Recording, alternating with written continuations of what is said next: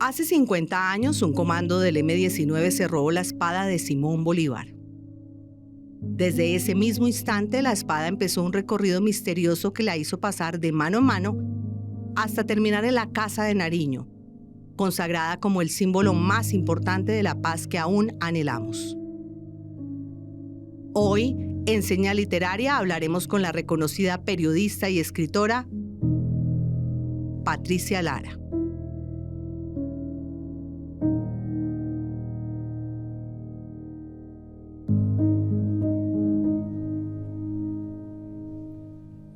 Bienvenidas y bienvenidos a una nueva entrega de Señal Literaria.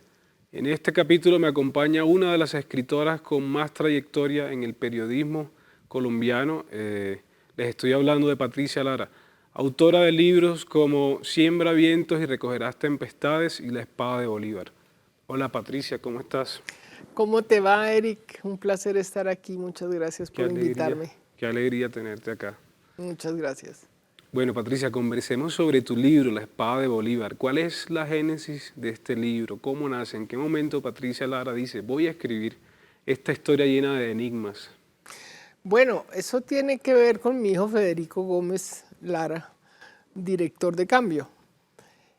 Cuando él y Daniel Coronel fueron a entrevistar a Petro, quien era en ese momento presidente electo, él les contó que había estado conversando con Iván Duque en esa reunión como de empalme que tuvieron y que en un momento dado había habido una distensión en el ambiente y Duque le había dicho camine y le muestro una cosa. Entonces lo llevó a un lugar de la Casa de Nariño y resulta que ahí estaba la espada de Bolívar. Espada que no conocía Petro. Entonces Petro se emocionó mucho al ver la espada de Bolívar y así se los contó a Daniel y a Federico. Entonces, terminada la entrevista, Federico me dijo, mamá, yo necesito que tú escribas una crónica sobre la espada de Bolívar. Le dije, pero yo qué voy a escribir una crónica sobre la espada de Bolívar a estas alturas. Yo había hecho mi libro Siembra vientos y recogerás tempestades, que era un libro de perfiles de los jefes del M-19, Beyman, Ospina y Fayad, y ahí se contaba el episodio de la espada, pero pues ya digamos que eso era clavo pasado.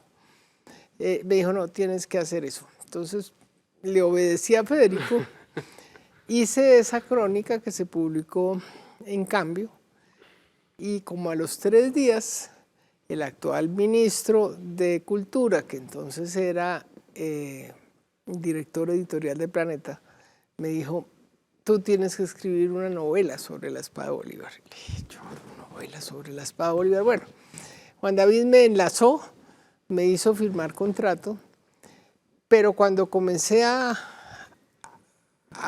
manosear el material, dije, esto no puede ser una novela, esto tiene que ser una crónica estrictamente periodística. Entonces de ahí nace el porqué de ese libro. ¿Por qué no sabemos al día de hoy cuántas espadas de Bolívar hay? Es como un enigma regado. Parece que hay una en Venezuela. Maduro llevó a Petro. Le dijo, esta es la espada de Bolívar. El mismo Petro le dijo, no señor, esa no es, la verdadera es la que está. Pero entonces no sé, a ciencia cierta no se sabe. No, pues yo creo que hay varias espadas de Bolívar. Una que hay en Perú, la que está en Venezuela, esta de Colombia, que vaya uno a saber si es de Bolívar o no. Claro. ¿Y cómo termina la espada, sin hacer spoiler necesariamente, pero en tantas manos? Y pienso la historia de León de Greiff, ese gran poeta. ¿Cómo se da esa...? Bueno, se roban la espada de Bolívar, la llevan a casa de uno de los militantes y Beyman le dice a Argemiro Plaza que tiene que buscar un sitio muy especial para guardar algo que no se puede perder. Entonces, como unos 8 o 10 días después del robo de la espada, le dice a Argemiro, bueno, ya llegó el momento, y Argemiro habla con Boris de Greiff, que es su amigo, ajedrecista. Argemiro es ajedrecista, Boris de Greiff era un gran ajedrecista, y se conocían por eso, y le dijo, tengo esto para que lo guardes. ¿Será que en casa de tu padre se puede guardar? Y dijo, claro, de una. Y así llega la espada Bolívar a casa del maestro León de Greiff. Para las personas que nos están viendo, Beyman, aquí en la conversación con Patricia, es el mismo Jaime Bateman. Hay algunas personas que lo conocen en el país como Jaime Bateman Cayón. En el Caribe ha sido muy conocido como Jaime Beyman Cayón. Bueno, Patricia, no sé si León de Greiff necesariamente estaba un poco como inocente. A mí me dio esa percepción cuando leí que él, es decir, por ratos estaba como inocente, pero no. Pues hay dos versiones, digamos. Una, la de un nieto de él con el que yo hablé, que dijo, no, mi abuelo no sabía. A mí me lo dijo Boris mucho después de la muerte de él no sabía. Sin embargo, Esmeralda, la mujer de Beyman, me dijo a mí, pues, muy raro porque ellos eran amigos del maestro León de Greiff, ella y Fayad y Beyman. Entonces, pues, además también es difícil creer que no supiera porque su hijo más cercano era Boris. Ellos más que una relación de padre e hijo tenían una relación de amigos y de cómplices, ¿no? Pero yo no puedo afirmar ni lo uno ni lo otro. Claro. Fueron como unas 15 paradas las que tú revelas, ¿cierto? En el libro, unas 15 estaciones que hace esa espada. Y llama la atención incluso que un día Pablo Escobar se le presenta al hijo y pues con una espada y le dice, mire, cuide esta espada que es un objeto muy importante, pero esa espada no coincide con esta otra espada. Nada que ver, esa es una de las tantas réplicas que hubo y que hay de la espada de Bolívar, ¿no? Claro. Necesariamente uno se da cuenta que la espada es un gran símbolo y no es un capricho de la izquierda. No, yo siento que no es un capricho por algo simbólico, sino que pues va mucho más allá, ¿no? Bueno, yo creo que quien volvió importante la espada de Bolívar fue el M-19, porque antes la espada de Bolívar estaba ahí quietica en el museo, pero a nadie se le había ocurrido pensar en que eso era algo muy importante. Al robársela y al darle ese contenido, digamos, simbólico e ideológico al acto del robo de la espada, y el nacimiento del M-19 comienza a cobrar, digamos, esa relevancia, y además que al ejército sí se le volvió un punto de honor recobrarla y encontrarla. Entonces se fue volviendo un símbolo muy importante. Claro. De hecho, hay una frase que destaqué acá, que la dijo Beyman, pues Bateman, que él dijo, la espada de Bolívar era más importante que 100.000 fusiles, ¿cierto? Desde el valor, del punto de vista del valor Pues simbólico. para él, sí. Y de hecho, pues lo que cuentan las personas que fueron capturadas y torturadas por el ejército es que básicamente les hacían dos preguntas. ¿Dónde está Pablo? Que era como le decían a Beyman, y ¿dónde está la espada? Claro. Como los dos símbolos, ¿no? Claro. De hecho, también hablando de eso de las torturas, eran torturas y vejámenes muy fuertes, ¿no? Toda la parte de Álvaro Fayad, lo que les hicieron a ellos, y eran esas dos preguntas, ¿dónde está Pablo y dónde está la espada? ¿Cierto? Sí. A una que la torturaron de una manera atroz fue a Vera Grave también.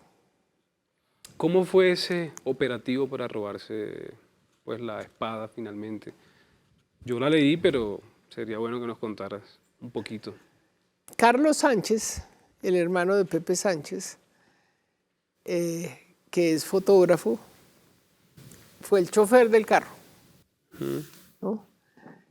Fueron en el carro Sánchez, Fayad, alguien a quien le decían el mono Pedro, que no sé quién es, y bueno, no sé quiénes más, llegaron allá a la quinta, poco antes de las 5, que era la hora del cierre de la quinta. Y le dijeron a la persona de la boletería que tenían que entrar. No, ya no pueden entrar porque esto está cerrándose. Entonces Fayad le dijo, no, mire, es que tenemos que hacer un trabajo en la universidad y allá hay un documento que necesitamos consultarlo, consultamos y salimos. Bueno, engatusaron a la gente de la boletería. Había algunos de un comando del M-19 o de 2 vigilando, redujeron a un guardia y entraron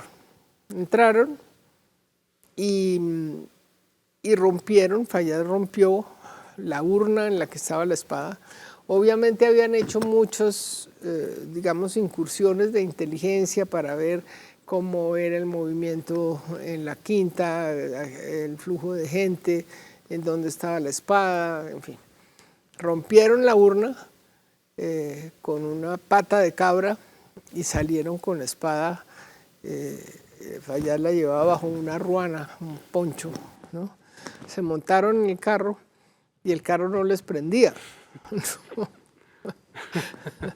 Entonces ahí hay una historia de que venían como unos jóvenes que parecían soldados y los ayudaron a prender el carro. Que no les prendía era no porque estuviera dañado, sino de nervios, que no eran capaces de prender. Esa es la historia. Patricia, pues te cuento que nosotros también estuvimos indagando un poco no tanto en el periplo tan profundo, pero sí en la historia de la espada de Bolívar, y les tenemos esta cápsula. Como presidente de Colombia, le solicito a la Casa Militar traer la espada de Bolívar. Fueron más de 15 las estaciones que tuvo la espada de Bolívar antes de terminar exhibida en una urna de cristal en la Casa de Nariño. La espada, robada por un escuadrón del M-19 en 1974, fue una de las tantas que usó el Libertador, del que se dice era buen esgrimista, aunque se diga también que fueron pocos los enfrentamientos que llegó a tener espada en mano. Jaime Bateman, máximo líder y fundador del M-19, llegó a decir que la espada era más importante para ellos que 100.000 fusiles. Hoy permanece desenvainada y expuesta a la mirada de los visitantes porque, como dijo Bolívar, la espada no se volverá a envainar hasta que haya justicia en Colombia.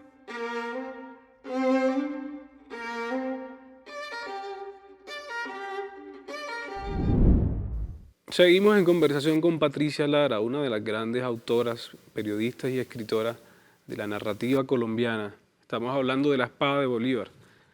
Bueno, Patricia, yo también sentí leyendo el libro que de alguna manera esto termina siendo una crónica sobre, al final, tu propio encuentro, ¿no? Tal vez tu propia búsqueda de la espada. Es como si también hubiera estado presente en tu historia periodística. Yo no diría que estuvo presente en mi historia periodística, estuvo presente en el libro de Siembra Vientos, ¿sí? Que fue mi primer libro de periodismo, digamos.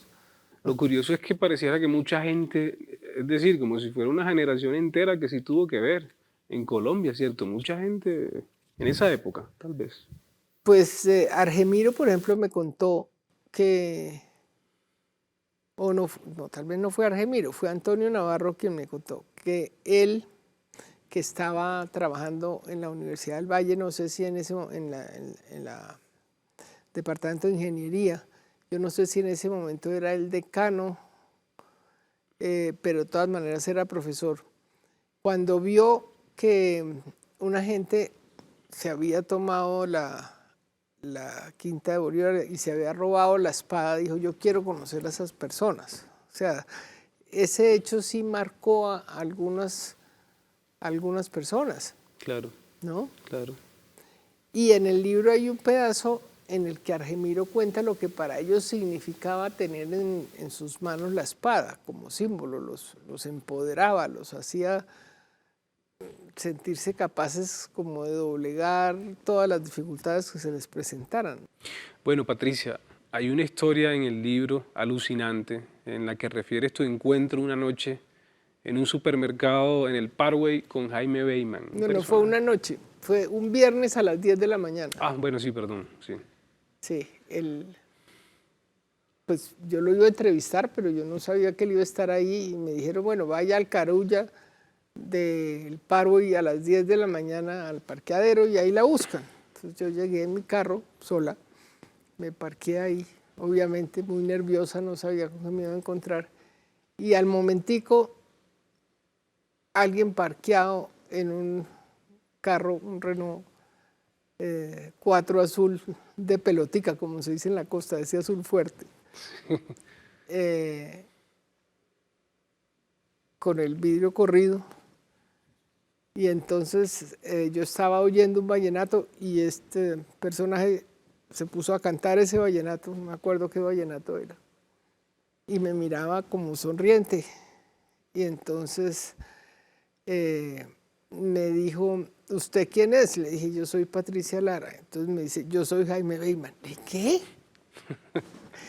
Pues muy distinto a como aparecía en las fotos, porque en las fotos él aparecía con ese afro así de grande, el bigote, bueno.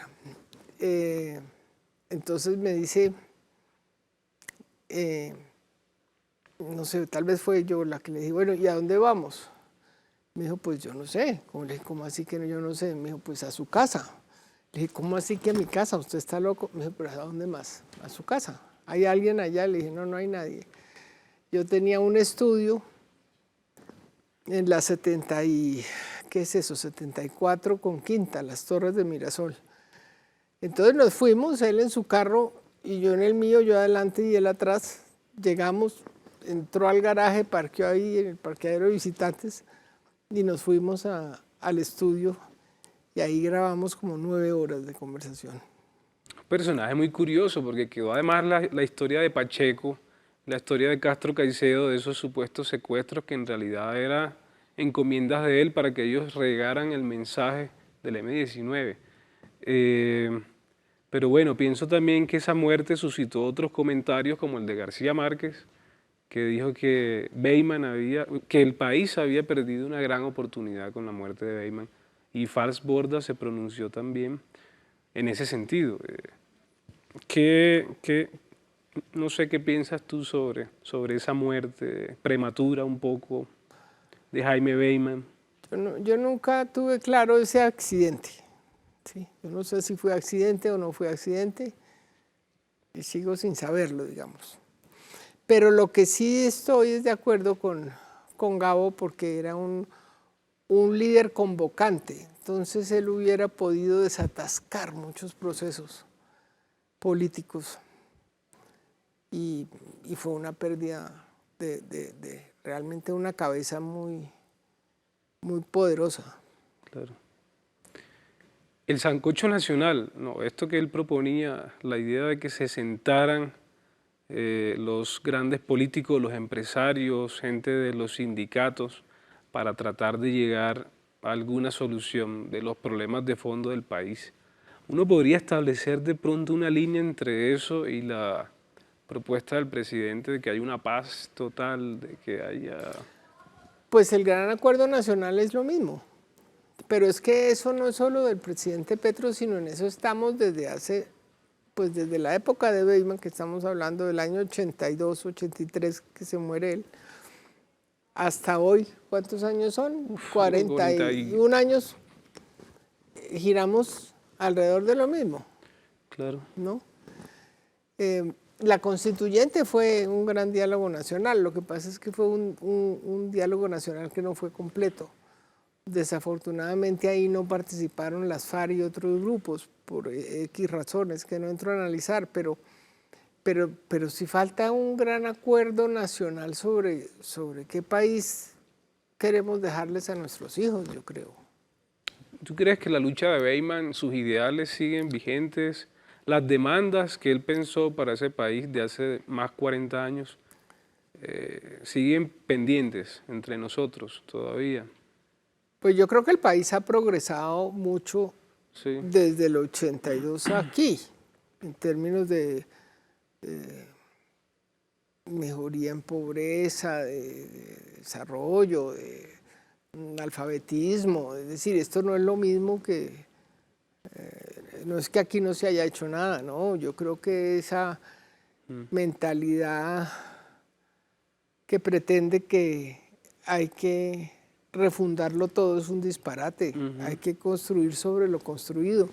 Pero faltan muchas cosas, falta justicia, falta equidad. Es el país, dicen, más desigual de América Latina. Entonces yo creo que hay muchas cosas que siguen siendo válidas. Además que Ahora, él decía, aquí no hay democracia, ¿sí? Y eso ha cambiado sí. radicalmente. De hecho, el hecho de que Petro sea presidente demuestra que sí hay democracia, ¿sí? El acuerdo de paz con las FARC cambió rotundamente el panorama. Si bien falta la reforma política, faltan un poco de cosas, pero ahí está un exguerrillero del M-19 de presidente, o sea que llegó por las vías democráticas. Una cosa que yo sentí con la lectura del libro es que, es decir, no es solo la historia del periplo de la espada, sino que estamos presenciando la vida de la espada en momentos coyunturales de la historia nacional. Claro, es que la idea del libro inicial de contar el cuento de la espada no daba para un libro, eso daba para un relato de unas 60 páginas. Entonces, para armar un libro como quería Planeta, yo dije, bueno, vamos a coger la espada de pretexto para que a partir de esos años de la espada yo pueda contar la historia del M-19 y la historia del país. Entonces es un libro de historia. Bueno, y los golpes simbólicos del M-19, esto de atención, Los avisos. gusanos, insecticidas, no sé. Ya viene M-19, ¿cómo era? Contra gusanos y parásitos, espere. ¿Cómo fue eso? Una cosa bien curiosa, ¿no? Yo creo que Bateman tenía una mentalidad muy de publicista. Ajá. ¿Sí? Y también hubo un publicista amigo de ellos que les ayudó a hacer la campaña de expectativa. Pero yo creo que el éxito de ellos fundamental fue debido a ese sentido publicitario de él, porque utilizaba las acciones, digamos, de guerra para hacer propaganda política. Bueno, querida Patricia, gracias por Eric, estar. muchas gracias por esta invitación y este diálogo. Gracias por estar aquí en este espacio. Tú eres una gran cronista, reportera. Yo creo que una de las personas que más sabe del conflicto y conocedora de la historia del M-19, como testigo directo, que conoció además a todos estos personajes que hoy parecen devorados por la leyenda, principalmente Pizarro y Jaime Bateman. Hay muchos relatos alrededor de ellos. Entonces, gracias por estar en esta señal cálida y nada intermitente que seguirá siendo tu casa para las veces que quieras venir. Y te invito a esa silla solitaria, huérfana, que está en el extremo del set, para que nos leas un pequeño fragmento, el que quieras, del libro. Pues muchas gracias por esta invitación. Vamos a ver qué leemos. Adelante.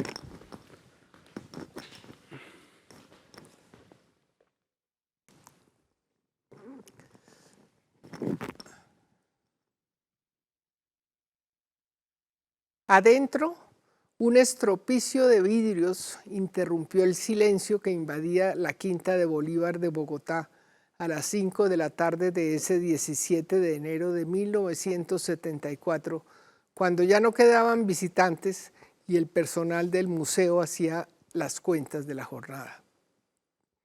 Álvaro Fayad, el tercer hombre del movimiento 19 de abril M-19, que salía a la luz ese día, y el mono Pedro, provistos de una varilla terminada en forma de pata de cabra, habían roto el candado y la cerradura del cuarto donde dormían Bolívar y Manuelita y atravesado la habitación hasta que llegaron a la salita contigua donde estaba la urna de vidrio que contenía la espada, los estribos y los espolines del Libertador.